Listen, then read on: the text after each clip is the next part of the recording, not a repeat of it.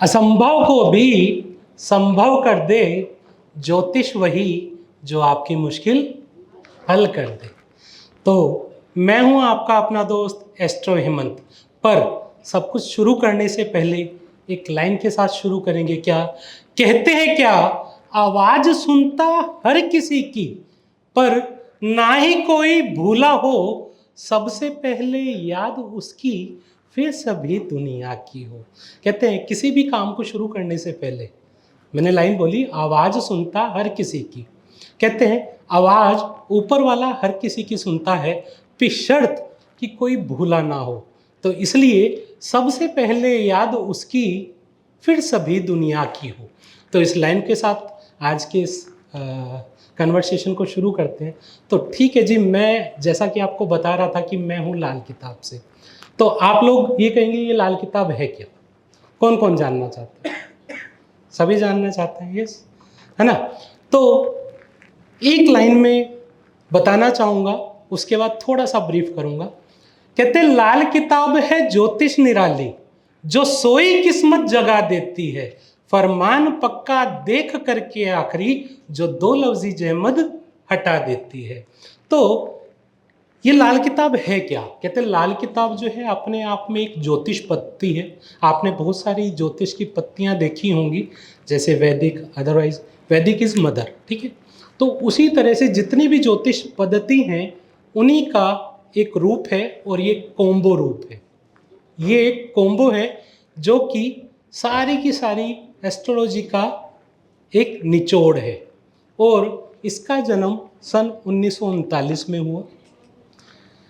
ये पंजाब से लिखी गई और पूरे वर्ल्ड में इस टाइम तहलका मचा रही है। क्यों मचा रही है? क्योंकि इसके जो उपाय होते हैं वो रिजल्ट ओरिएंटेड होते हैं।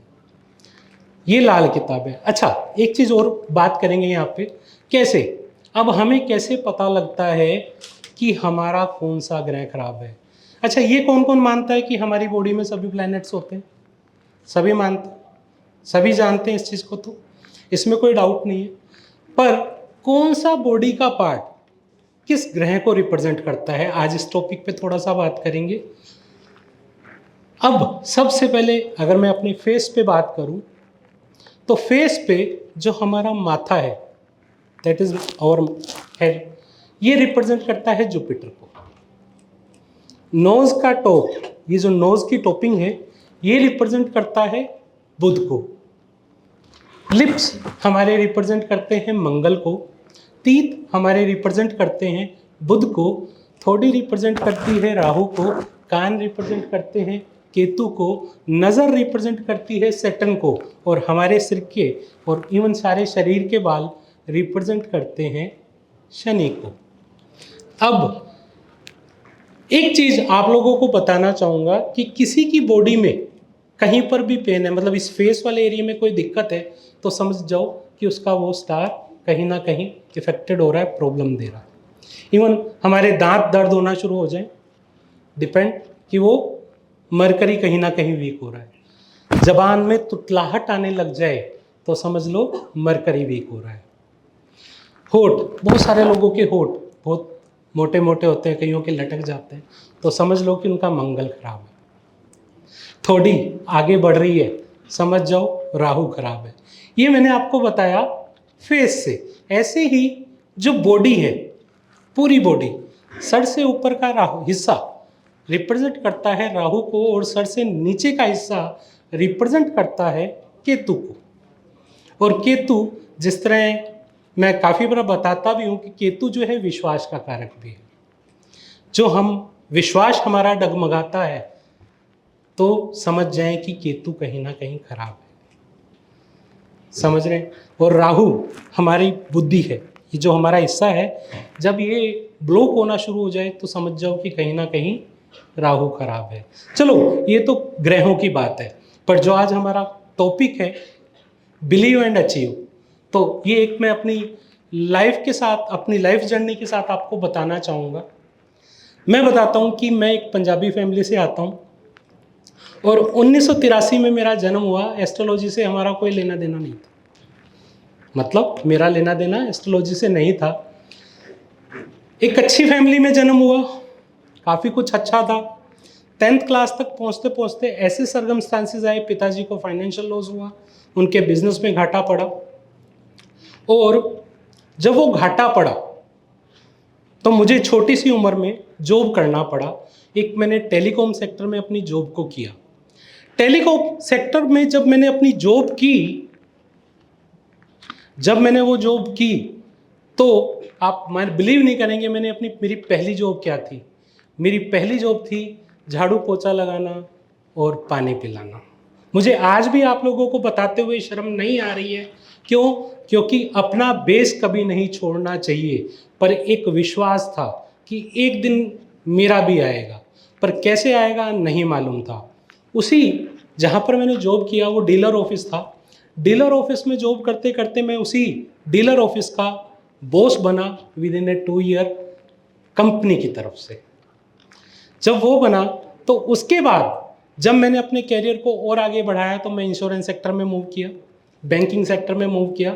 ऐसे बढ़ते बढ़ते बढ़ते बढ़ते बढ़ते मैं ब्रांच मैनेजर बना। ब्रांच मैनेजर बन गया, जो एक ऑफिस बॉय 10 साल के अंदर ब्रांच मैनेजर के लेवल पर पहुंच गया। और मैंने बहुत अच्छे बैंक में, मल्टीनेशनल बैंक में जॉब की एज ए ब्रांच मैनेजर। और मैंने अपनी पढ़ाई 10th के क्लास के बाद अपने आप की थी।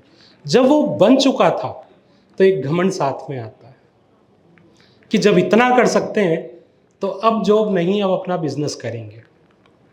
कुछ ऐसा टर्नओवर आया, बिजनेस करने निकले। नो डाउट बिजनेस फैमिली से था, पर एक्सपीरियंस नहीं था, नहीं कर पाया। तो 2 साल का जो एक्सपीरियंस 2 करोड़ के घाटे में बदला, और ज़िंदगी कहाँ इस तरह से ऊपर गई थी, कहाँ एकदम ज़ीरो पे आ गई। क्योंकि मिडिल क्लास इस लेवल पर पहुंचना और उसके बाद गिरना एक अपने आप में बहुत बड़ा झटका था। जब उस झटके को सहन किया तब समझ में आया कि मेरे साथ ही क्यों, ऐसा क्यों हुआ मेरे साथ। पहले पिताजी अमीर थे, वो गिरे, फिर मैं अच्छे खासे लेवल पे गया, मैं गिरा। तो एक चीज़ समझ में आई, आप कितनी भी ऊंचाई पर चले जाएं, जमीन को कभी ना छोड़ें। दूसरी चीज़, हम गलती क्या करते हैं, हम बने किस चीज़ के लिए। एस्ट्रोलॉजी आपको मार्गदर्शन कहाँ करती है कि आप बने किस चीज़ के लिए, कर क्या चीज़ रहे हैं। और काम हमेशा वही किया जाता है जिसमें आप दिल खुश होकर उस काम को करें, जिसको आप बहुत समझ के काम करेंगे। इवन वो जॉब हो या इवन वो बिजनेस हो, वो काम कभी भी सक्सेस नहीं होता। तो जब उस काम को करना शुरू किया, एस्ट्रोलॉजी में आए, एस्ट्रोलॉजी में अपने ग्रहों को पढ़ना शुरू किया कि क्या बनता है। अब जैसे परेशान जब इंसान होता है तो जगह जगह पर जाता है, अपने बारे में पूछता है, बट सही एक रास्ता ना मिलने की वजह से खुद से इस लाइन को पढ़ना शुरू किया। और मुझे इस बीच में मेरे गुरु मिले, जिन गुरुओं ने मेरी ज़िंदगी को बदला। वो बड़े सरल जीवन जीना पसंद करते थे और उन्होंने कहा कि लाल किताब को पढ़ो, और मैंने लाल किताब को पढ़ा। पढ़ते पढ़ते पढ़ते पढ़ते जब मैं 2014 से पढ़ने लगा और 2018 तक पढ़ा, एक्सपीरियंस किया, लोगों की ज़िंदगियों को बदलना शुरू किया। पहले तो खुद की ज़िंदगी बदली, पहले खुद को अचीव किया कि कैसे मैं उन कर्जों से बाहर आया। कर्जों से बाहर आने के बाद खुद को अचीव किया, खुद को निकाला। फिर मैंने लोगों को 2018 के बाद निकालना शुरू किया।